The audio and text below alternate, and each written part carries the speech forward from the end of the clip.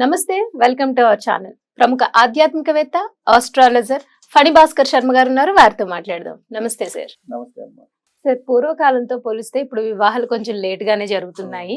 So అందులో ఇంకా ఏంటంటే కొంతమందికి అసలు ఎన్ని సంబంధాలు వచ్చినా కుదరవు, రకరకాల కారణాలు అవ్వచ్చు. ఇది అబ్బాయిలు ఫేస్ చేస్తున్నారు, అమ్మాయిలు ఫేస్ చేస్తున్నారు.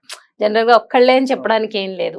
సో అలా వివాహ సంబంధాలు కుదరట్లేదు అని బాధపడే వాళ్ళకి మీరు ఎటువంటి పరిహారాలు పాటించమని చెప్తారు? తప్పకుండా అమ్మా. అందరికీ నమస్కారం అమ్మా. ఇక్కడ వచ్చేటప్పటికి మీరు అన్నది కరెక్టే. ఇది వరకు 14, 15, 20 సంవత్సరాలకే వివాహాలు అయిపోయేవి. 30 సంవత్సరాలకి పిల్లలు అంతా సెటిల్ అయిపోయేవారు.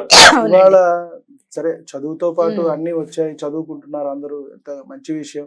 వాళ్ళ కాళ్ళ మీద వాళ్ళు నిలబడాలి. అమ్మాయి అయినా అబ్బాయి అయినా రేపు ఎలా ఉంటుందో తెలియదు, అన్సర్టనిటీ. కాబట్టి వాళ్ళ కాళ్ళ మీద వాళ్ళు నిలబడితే రేపు అనేది ఇబ్బంది లేకుండా ఉంటుంది వారి జీవితంలో. కానీ ఏంటంటే ఇక్కడ ఆశాస్పదము ఒక వింత ఏమిటంటే అదే పెద్ద సమస్య. 35, 40 వచ్చేదాకా ఆడపిల్లలు చేసుకోవటం లేదు, మగపిల్లలు చేసుకోవటం లేదు. మేము ఇంకా ఇల్లు కొనాలి, కార్లు కొనాలి, జీవితంలో స్థిరపడాలి, సెటిల్ అయిన తర్వాత చేసుకుందాం, పోస్ట్పోన్మెంట్ చాలా ఎక్కువైపోతుంది. ఈ మాటకి నాకు అర్థం ఏంటో తెలియటం లేదు. ఒక ఇంత ఆశ్చర్యం, నవ్వు కూడా వస్తుందమ్మా. సెటిల్ అంటే ఎక్కడికి, అది ఒక లిమిట్ ఉంటుంది కదా. ఎవరికైనా ఎవరికి వాళ్ళు పెట్టుకోవాలి, తప్పు లేదు. ఇప్పుడు గత కాలంతో పోలిస్తే ఇప్పుడు ఖర్చులు అన్ని పెరిగాయి. ఒకళ్ళకి ఇద్దరు ఉద్యోగం చేస్తే మనం గడవని పరిస్థితి ఉంది. కాబట్టి కానీ సెటిల్ అవటం అనే ఆ సెటిల్ కి ఎక్కడ ఫుల్ స్టాప్, అది ఎక్కడ అంతం అనేది ఉండదు. అది అన్ని కామానే వస్తూ ఉంటుంది.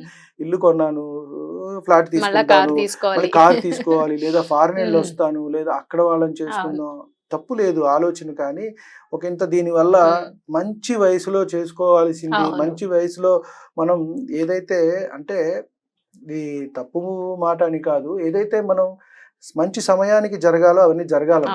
అంటే జీవితంలో అతి ముఖ్యం కదండి. దీన్ని పోస్ట్ పోన్ చేసేసుకున్న తర్వాత ఎప్పుడో అంటే అది కరెక్ట్ కాదు. 40 సంవత్సరాలు 50 సంవత్సరాలు వచ్చిన తర్వాత మనం ఏమి చూడలేము, ఏమి ఎంజాయ్ చేయలేము, ఎటైనా వెళ్ళలేము. ఇక దాని తర్వాత సంతాన సమస్యలు వస్తున్నాయి. సో ఇప్పుడు ఉన్న పెద్ద సమస్యలల్లా వివాహము, సంతానము, అయిన తర్వాత విడిపోవడం, కోర్టు సమస్యలు, ఇవే ప్రస్తుతం మన భారతదేశంలో చాలా ఎక్కువైపోయినాయి. ముందుగా మనం చూసుకుంటే అమ్మా కొన్ని దోషాలు ప్రతి జాతకంలోనూ ఉంటాయి. జాతకంలో దోషం లేకుండా ఎక్కడా ఉండదు. ఎందుకంటే ఉన్నవి 9 గ్రహాలు, అవే తిరుగుతూ ఉంటాయి. 12 లగ్నాలు, 12 రాసులు. కాబట్టి ఎక్కడ ఏది ఉంది ఏమిటి దానికి అనుగుణంగా మనం చూసుకున్నట్టయితే, ముఖ్యంగా మీరు అడిగింది వివాహం ఎందుకు లేట్ అవుతోంది అంటే, ఆడవారికైనా మగవారికైనా సప్తమాధిపతిని చూడాలి మనం. లగ్నం మనం అయితే సప్తమాధిపతి ఆపోజిట్ జెండర్. కాబట్టి ఆ అమ్మాయి అయితే అబ్బాయి, అబ్బాయి అయితే అమ్మాయి. కాబట్టి ఆ సప్తమాధిపతి ఎలా ఉన్నాడు, ముఖ్యంగా శుభగ్రహంగా ఉందా, పాపగ్రహంగా ఉందా, లేదా పాపకత్తిరిలో అంటే 2 పాపగ్రహాల మధ్యన, రవి రాహు 2 పాపగ్రహాలు అంటాం, వాటి కత్తిరిలో పడిందా, లేదు ఉచ్చస్థితిలో ఉందా, నీచలో పడ్డారా అంటే బలం కోల్పోవటం. దీనివల్ల ఏమవుతుందంటే డిలే అవుతూ ఉంటుంది. ఆ బలం ఉన్నప్పుడు మంచిగా తొందరగా జరిగిపోతుంది. కొంతమంది చూస్తే 20, 24, 16, 20కే అయిపోతూ ఉంటుంది. కొంతమంది 30 అయినా కాకపోతే. కాబట్టి ఇటువంటి సమస్యలతో చాలా ఇబ్బంది పడుతున్నారు. ఇప్పుడు వారి వ్యక్తిగతంగా జాతకం మనం పరిశీలించాలి. అలాగే గురువు దీనికి ముఖ్యమైన కారకుడమ్మ. మనం రాశి చక్రంలో చూసినప్పుడు గురుబలం ఎలా ఉంది, శుక్రబలం ఎలా ఉంది అని. అమ్మాయిలకైతే మనం గురువుని కూడా చూడాలి, అబ్బాయికి అయితే శుక్రుని కూడా చూడాలి. ఒక్కొక్కసారి సప్తమాధిపతి శుక్రుడు ఒకడే అవ్వచ్చు. ఇప్పుడు ఉదాహరణకి వృశ్చిక లగ్నం తీసుకున్నాం అనుకోండి, సప్తమాధిపతి శుక్రుడే అవుతాడు. కాబట్టి శుక్రుడిని పరిశీలించుకుంటే సరిపోదు. అదే అమ్మాయికి మిథున లగ్నమో లేదంటే కన్యా లగ్నమో అయిందనుకోండి, సప్తమాధిపతి గురువే అవుతాడు, గురువుని చూసుకుంటే సరిపోదు. వేరే లగ్నాలకు చూసినప్పుడు అమ్మాయిలకి మనం గురువుని కూడా చూడాలి, గురుబలం ఎలా ఉంది ఆ అమ్మాయి జాతకంలో అని. అలాగే అబ్బాయికి చూసినప్పుడు శుక్రుడు. ఈ 2 కూడా మనం పరిశీలించుకుంటూ సప్తమాధిపతి ఎలా ఉన్నారు, బలం ఎలా ఉంది అని చూసుకుంటూ మనం వెళ్తే గనక మంచిగా ఉంటుంది. ముఖ్యంగా రాహుకేతువులతో కలిసినప్పుడు ఇబ్బంది అవుతుంది, లేట్ అవుతుంది. అలాగే సప్తమంలో శని ఉన్న, శని సప్తమాన్ని చూస్తున్నా లేదా లగ్నాన్ని చూస్తున్నా లేట్ అవుతుంది. ఎందుకంటే మనం ఇందాక చెప్పుకున్నట్టుగానే శని లేటుగా ఇవ్వటం అనేది ఇస్తాడు. ఇక్కడ వచ్చేటప్పటికి 35, 40 సంవత్సరాలు కూడా వస్తాయి కొంతమందికి, సప్తమంలో శని ఉన్న అలాగే సప్తమాన్ని చూస్తున్నా. తర్వాత సప్తమాధిపతి వక్రించిన, మనకి గ్రహాలు ట్రాన్సిట్ జరుగుతూ జరుగుతూ రవికి దగ్గరగా వచ్చినప్పుడు ఆ ఏదైతే ఆయన శక్తి వల్ల కొంచెం ఇవి వక్రంలో తిరుగుతాయి. గ్రహ సంచారం మనం తీసుకున్నట్టయితే కొన్ని ఏమో అలా స్తంభించిపోతాయి. ఇప్పుడు కుజుడు స్తంభించారు ప్రస్తుతం ట్రాన్సిట్ లో. అలా చూసుకున్నట్టయితే ఇవి వక్ర మార్గంలో వెళ్తూ ఉంటాయి. ఈ వక్రం తిరిగినప్పుడు కూడా ఇబ్బంది వస్తుంది. సప్తమాధిపతి వక్రించిన, అస్తంగతం చెందిన రవితో, అలాగే నీచపడిన, బలం కోల్పోయినా కూడా ఈ వివాహం అనేది లేట్ అవటము.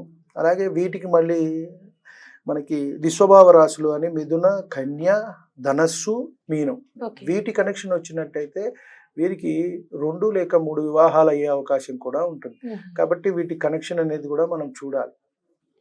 ఏ ప్రాబ్లం వచ్చింది అనేది మనం చూసుకొని వాళ్ళకి పరిహారం చెప్పాలి. ముఖ్యంగా మనం చూసుకొని ఈ సప్తమాధిపతి ఓకే ఇలా ఉంది, పర్వాలేదు, దీనికి మనం ఏం చెప్పాలి అని అనుకుంటే కనుక వీళ్ళకి మనం ముఖ్యంగా అమ్మాయిలకి వచ్చేటట్టయితే కనుక వరపాశుపత హోమం అని చేసినట్టయితే మంచి జరుగుతుంది. వరపాశుపత హోమం ఇది చేసుకున్నట్టయితే వీరికి 6 నెలల నుంచి సంవత్సరం లోపు వివాహం అయిపోతుంది. చాలా మంచిది, మంచిగా రిజల్ట్స్ ఇస్తుంది. ఈ మధ్య కాలంలో సామూహికంగా కూడా చేస్తున్నారు. మనకి ఒక 6 నెలలు లోపే విజయవాడలో పెట్టారు కొంతమంది, ఒక ఆశ్రమంలో పెట్టి చేశారు. నాకు తెలిసిన వాళ్ళు ఒక క్లయింట్ కి చెప్పాను, వెళ్ళారు వాళ్ళు.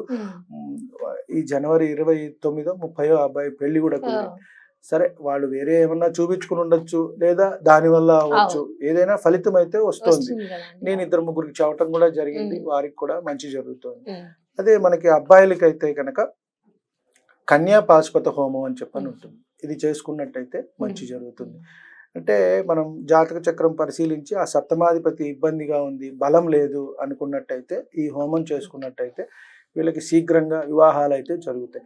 ఇతరత్ర మనం ఇందా చెప్పుకున్నట్టుగా పితృదోషాలు ఏమన్నా ఉన్నాయి అంటే దానికి పరిహారం చేసుకోవాల్సిందే.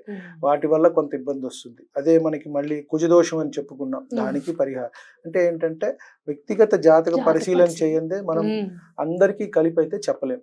కాబట్టి ఎవరి జాతకం వారిదే, దాన్ని బట్టి మనం చెప్పాల్సి ఉంటుంది. ముఖ్యంగా మనం ఈ వివాహాలు లేట్ అవుతున్నాయి, ఆలస్యం అవుతున్నాయి అన్నట్టయితే ఈ 2 హోమాలు చేయించుకున్నట్టయితే మంచి జరుగుతుంది. అయితే ఈ హోమాలు ఎక్కడ జరుగుతాయండి?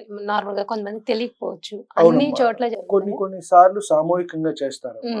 ఇది ఏంటంటే ఇప్పుడు ఈ వనభోజనాలు లాగానే ఇవి కూడా కొన్ని కులాలకి సంబంధించి చేసుకుంటున్నారు. ఇది ఒకంత మంచిది కాదు, కానీ అలా చేస్తున్నారు కొంతమంది అలా అని చెప్పని. ఎవరికి వాళ్ళే ఇది గుళ్ళల్లో చేస్తారు. పంతులు గారిని కనుక్కొని చేసినట్టయితే అది మూలమంత్రంతో చేయాల్సి ఉంటుంది. వాటికి పాశుపత మంత్రం అంటే శివుడే దీనికి అధిష్టానం. మనకి రుద్రుడే ఈ నవగ్రహాలకు అన్నిటికీ అధిపత్యం. కాబట్టి శివుణ్ణి పట్టుకుంటే అన్ని సరిపోతుంది. ఆ రుద్ర మంత్రంతో దాన్ని బంధించి ఇండివిజువల్ గా చేయించుకోవడం మంచిది. ఒక 10-12 వేల దాకా ఖర్చు వస్తుందమ్మా ప్రాంతాన్ని బట్టి. ఇప్పుడు హైదరాబాద్ లో అంటే 12-15 తీసుకోవచ్చు, విజయవాడ, గుంటూరు అట్లా తక్కువ, ఊళ్ళల్లో తక్కువ ఉండొచ్చు. అది కాబట్టి కొంచెం దాని మీద అవగాహన ఉండి మంచిగా చేస్తారు మనకి తెలిసిన వాళ్ళు అనుకుంటే చేసుకుంటే మంచి ఫలితం అయితే వస్తుందమ్మా. 6 నెలల నుంచి సంవత్సరం లోపు అయిపోతుంది. 6 నెలల లోపు అయిన వాళ్ళు ఉన్నారు, సంవత్సరం లోపు అయిన వాళ్ళు కూడా ఉన్నారు. ఇది సామాన్యంగా మనం వివాహాలు లేట్ అయ్యే వాళ్ళకి చెప్పేది. ఒక్కసారి మళ్ళీ అవి చెప్పి గుర్తు చేసి మీరు క్లోజ్ చేసేస్తారు. అబ్బాయికి అయితే కన్యా పాశుపత హోమం చేసుకోవాలి, అమ్మాయికి అయితే వరపాశుపత హోమం చేసుకోవాలి. ఇది చేసుకున్నట్టయితే మంచి రిజల్ట్స్ ఇస్తుందమ్మా. అతి శీఘ్రంగా వీరికి వివాహం జరుగుతుంది. ఇంకా ఏ దోషాలు ఉన్నాయి పక్కన అనేది మనం చూసి మళ్ళీ వాటికి చెప్పవలసి ఉంటుంది. అది లేకుండా కేవలం వివాహానికే మనం అనుకుంటే కనుక ఈ 2 మంచి రిజల్ట్స్ ఇస్తున్నాయి, మంచి పరిహారం. రైట్ అండి. వివాహ సమస్యలతో బాధపడేవారు, వివాహం త్వరగా అవ్వట్లేదు అనుకునేవాళ్ళు చక్కగా మీరు చెప్పిన రెమెడీస్, ఈ హోమాలు చేయించుకుంటే కనుక వితిన్ 6 months లోనే వివాహం అవుతుందని చెప్తున్నారు. చాలా మంచి విషయం అండి. ఇది చాలా మందికి ఉపయోగపడే యూస్ఫుల్ లైన్ చెప్పారు. థ్యాంక్ యూ అండి. మంచి